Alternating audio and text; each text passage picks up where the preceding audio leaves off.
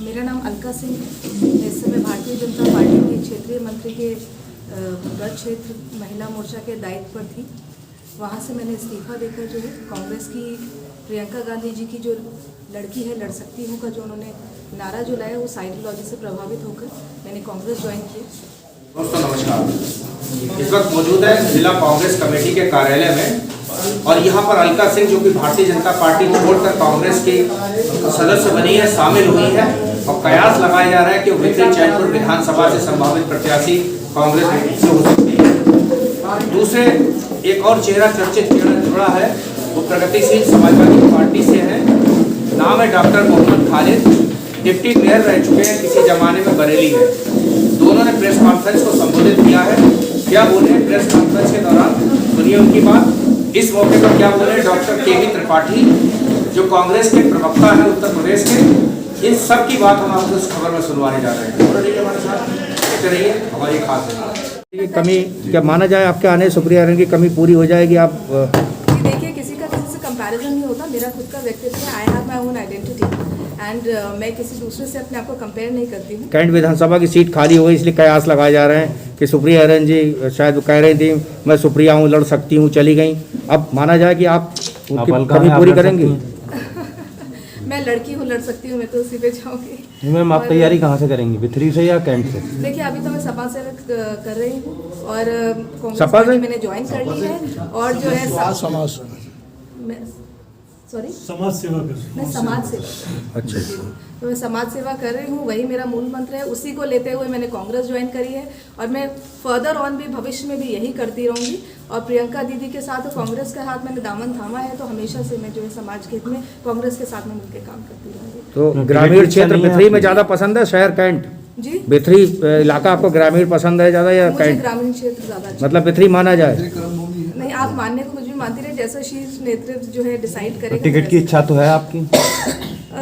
देखिए, टिकट का तो मैं नहीं कह सकती, लेकिन यह है कि हाँ, समाज सेवा मैंने हमेशा कहा कि मैं समाज सेवा करना चाहती हूँ। और वो किसी भी रूप में हो, चाहे मैं राजनीति के माध्यम से हो, चाहे वो केवल मेरे एनजीओ के माध्यम से हो, मैं समाज सेवा करती रहूँगी। अगर पार्टी मुझे शीर्ष नेतृत्व कहता है, शीर्ष नेतृत्व मुझ में विश्वास जताता है कि मुझे चुनाव लड़ना चाहिए, तो मैं बिल्कुल लड़ूंगी, अगर शीर्ष नेतृत्व मुझे इस लायक समझता है।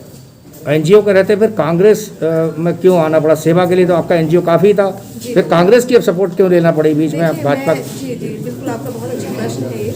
मैं समझती हूँ कि राजनीति को आजकल लोगों ने जो है ना एक व्यवसाय बना दिया है। अगर व्यक्ति चाहे तो राजनीति एक ऐसा प्लेटफॉर्म है जिससे आप वाकई में समाज सेवा विस्तार से कर सकते हैं, पर लोगों ने राजनीति को एक अलग मॉडल दे दिया है और उसको केवल एक सत्ता धारण करने का माध्यम बना दिया है। तो मैं राजनीति में इसलिए आना चाहती हूँ कि मैं राजनीति के मानक बदलना चाहती हूँ। मैं चाहती हूँ कि समाज में जो निचले स्तर की जो राजनीतिक लोगों की जो सोच है, उनकी सोच को मैं परिवर्तित करना चाहती हूँ समाज सेवा के हितों में। मैं यहाँ पे, जैसा कि सभी लोग यहाँ पे जानते हैं और आप लोग पत्रकार हैं, सब लोग मेरे बैकग्राउंड से भी काफ़ी दिनों से जान रहे हैं, जिस तरीके से मेरा मीडिया कवरेज होता रहा है पेपरों में। तो आप लोग जानते हैं कि समाज सेवा में ही मैं उतरी थी, समाज सेवा ही मेरा मूल मंत्र था और समाज सेवा को ही लेते हुए मैंने कार्य में क्षेत्र में जो है कार्य किया। तो लगभग 4.5 सालों से मैं जो है यहाँ पर कार्य कर रही हूँ समाज सेवा। और मैं जब बीजेपी में मैं विचारधारा से उनकी पहले प्रभावित हुई। मुझे लगता था कि वो जो है नारियों के प्रति जो है जागरूक है। जिस हिसाब से मैं सोशल मीडिया पे देखती थी कि जिस तरीके से बीजेपी नारियों के सम्मान में काफ़ी कुछ कहती थी, मगर जब मैंने खुद ज्वाइन किया और मैं अंदर गई तो मुझे लगा कि उनकी कथनी और करनी में बहुत फ़र्क है। एक्चुअली में जो लोग कर्मठ हैं, जो लोग वाकई में कार्य कर रहे हैं, मेहनती हैं, जो उनके जो मूलभूत जो कार्यकर्ता हैं, उनको जो है सम्मान नहीं दिया जा रहा है। और तो इसी मुझे लगा कि नहीं, यहाँ मेरी जगह नहीं है।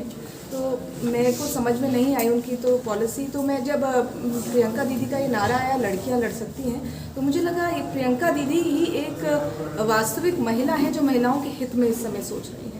तो मैं उनसे ही प्रभावित होकर मैंने कांग्रेस ज्वाइन की। हम लोगों के माध्यम से, मेरे खासतौर से माध्यम से जी, मैं कोई और से कोई आपका कोई संदेश हो जनता के लिए आगे मैं जनता के लिए यही संदेश देना चाहूँगी, प्रियंका गांधी जी से जुड़े हैं उनके, और मैं खासकर महिलाओं से बोलना चाहूँगी कि प्रियंका गांधी जी हैं जो इस समय जो है महिलाओं के हितों के बारे में सोच रही है और महिलाओं को आगे बढ़ाना चाहती हैं, महिलाओं को सशक्त करना चाहती हैं। तो निश्चित मैं चाहूँगी कि महिलाओं से आग्रह करूँगी कि आप लोग ज़्यादा से ज़्यादा संख्या में आएँ और कांग्रेस पार्टी से जुड़ें। Thank you. आपने मुलाकात की, लड़की हूँ लड़ सकती हूँ, फोटो जा रही है लड़की हूँ लड़ सकती हूँ, प्रभावित होकर आपने प्रियंका गांधी जी से लंबी मुलाकात के बाद वहां पर दामन थामा था और तमाम मुद्दों को लेकर हमारे बीच में आज उपस्थित है। हमारे बीच में जनपद के प्रभारी आदरणीय सम्मानित भाई जितेंद्र कश्यप जी मौजूद हैं। हमारे बीच में उत्तर प्रदेश कांग्रेस कमेटी के प्रवक्ता आदरणीय सम्मानित हमारे कुलभूषण त्रिपाठी जी मौजूद हैं। हमारे बीच में जिले के प्रवक्ता भाई हमारे राज शर्मा जी, जिले के मीडिया के प्रभारी भाई जियाउर रहमान साहब मौजूद हैं और एक बहुत महत्वपूर्ण शख्सियत और हमारे बीच में आज कांग्रेस पार्टी का दामन थामने जा रहे हैं, जो बरेली के डिप्टी मेयर रहे हैं, समाजवादी पार्टी के पूर्व महानगर के अध्यक्ष रहे हैं और इस समय बिरसपा के वर्तमान के महानगर के अध्यक्ष हैं आदरणीय सम्मानित डॉक्टर मोहम्मद खालिद साहब। मैं आपका भी हार्दिक स्वागत और अभिनंदन करता हूँ। हमारे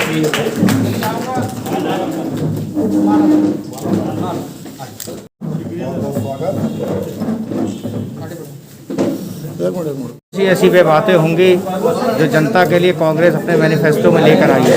कांग्रेस ने अपने मैनिफेस्टो इस बार बांट के जारी किए। सबसे पहले हमने शक्ति विधान जारी किया। शक्ति विधान के माध्यम से हम महिलाओं को आगे लेके आ रहे हैं और 40% सीटें दे रहे हैं और अभी भी आपने देखा कि महिलाएं लगातार कांग्रेस से जुड़ रही हैं। दूसरा मैनिफेस्टो हमारा कल जारी हुआ, जिसे हमने भारतीय विधान के नाम से जारी किया है, जो युवा घोषणा पत्र है। युवाओं के लिए हम काम कर रहे हैं, किसानों के लिए हम पहले घोषणाएं कर चुके हैं। इस प्रकार से कांग्रेस इस बार M/K समीकरण पर काम कर रही है। M फॉर महिला, Y फॉर युवा, K फॉर किसान। महिला, युवा और किसान को लेकर इस बार हम 2022 में जनता के बीच जा रहे हैं और आदरणीय प्रियंका जी की प्रतिज्ञाओं से जनता लगातार जुड़ रही है और 2022 में कांग्रेस उत्तर प्रदेश में सरकार बनाने जा रही है। पूर्व महापौर सुप्रिया अरन के जाने के बाद क्या फर्क महसूस हुआ? कोई फर्क नहीं पड़ेगा। कांग्रेस पार्टी नीतियों पर चलने वाली पार्टी है, संगठन पर चलने वाली पार्टी है। हमारे संगठन की तरफ से जो भी प्रत्याशी होगा जनता उसे वोट करेगी। किसी चेहरे से कोई फर्क नहीं पड़ता है। दरअसल हमें मजबूत लोग चाहिए जो लड़ सके। इस समय RSS की विचारधारा, भारतीय जनता पार्टी की विचारधारा जो लगातार कमजोर वर्ग को रौंद रही है, कुचल रही है, उसकी टक्कर में मजबूत लोग चाहिए और मजबूत लोगों में जो हमारे प्रत्याशी आएंगे उन्हें आप देखिएगा जनता अपार जनसमर्थन प्रदान करेगी। नामांकन प्रक्रिया शुरू हो चुकी है, अभी आपके बिथरी से कैंट से प्रत्याशी नहीं है। बहुत जल्द यह प्रक्रिया पूरी हो जाएगी। चूंकि आवेदकों की संख्या बहुत ज्यादा होने के कारण हमारी कमेटी को थोड़ा समय लगा तय करने में, लेकिन बहुत जल्द हम अपने प्रत्याशियों को घोषित करने जा रहे हैं। और कुछ कहना चाहेंगे हमारे माध्यम से? आपके माध्यम से गंभीर जी यही कहना चाहेंगे, बहुत मीडिया समर्थन कर रही है हमारा, जनता समर्थन कर रही है हमारा और इसी का परिणाम ये होगा कि 2022 में कांग्रेस सरकार बनाएगी। चूंकि इस समय जमीन के मुद्दे जो हैं, जो वास्तविक मुद्दे हैं, जो चुनाव के मुद्दे होने चाहिए, उनमें महंगाई है, उनमें बेरोजगारी है, उनमें महिलाओं के मुद्दे हैं। इसलिए उन मुद्दों को सिर्फ कांग्रेस उठा रही है, बाकी पार्टियां तो जाति धर्म वर्ग की राजनीति कर रही हैं। इसलिए कांग्रेस को मौका मिलेगा। उपयोगी और योगी और वो फार्मूला जो दिया था बीजेपी ने, वो कहाँ तक उपयोगी है? कैराना में लोग जो डराते थे, पलायन करने को मजबूर करते थे, वो पलायन कर रहे हैं, भाजपा कह रही है। क्या है? भाजपा सिर्फ भारतीय जुमला पार्टी बन के रह गई है। जुमले वाले लोग हैं, वो सिर्फ जुमला देते हैं। योगी जी को 4.5 साल कैराना की याद नहीं आती है और जैसे ही चुनाव आता है वैसे ही ध्रुवीकरण के लिए वो कैराना करना शुरू करते हैं। पश्चिम की सबसे बड़ी समस्या, प्रथम चरण का जहाँ चुनाव होने जा रहा है, वहाँ किसान है। किसान की बात न करके वो कैराना की बात करते हैं। इसी से समझ में आता है कि उन्हें ध्रुवीकरण पर राजनीति करनी है, संप्रदाय पर राजनीति करनी है, जाति पर राजनीति करनी है और कांग्रेस पार्टी को अपने मुद्दों पर राजनीति करनी है। हमारे मुद्दों में गांव, गरीब, महिला, युवा, बेरोजगार, इनकी आवाज उठाई जाती है और इन्हीं की आवाज को सुनते हुए कांग्रेस पार्टी सरकार बनाने जा रही। भारतीय जनता पार्टी पूरी तरह से अनुपयोगी है, योगी पूरी तरह से युवाओं के लिए अनुपयोगी है। ऐसे समय में कांग्रेस ही एक उम्मीद की किरण बची हुई है। रुझान टीवी पे जो आ रहा है उसमें कहीं कांग्रेस स्टैंड नहीं कर रही है। मीडिया के रुझान कभी कभी गलत होते रहे हैं, ये आप भी जानते होंगे और रुझान जब प्रथम चरण की वोटिंग होगी उसके बाद देखिएगा आप किस तरह से बदलने शुरू होंगे। तो 22 में क्यों जरूरी है कांग्रेस? गंभीर जी आपको बहुत बहुत धन्यवाद। और ऐसे समय में जब संविधान और लोकतंत्र पूरी तरह से कमजोर हो रहा हो इस समय देश में, उस समय कांग्रेस का आना इस देश की जनता के लिए, इस देश के संविधान के लिए, इस देश के लोकतंत्र के लिए जरूरी है।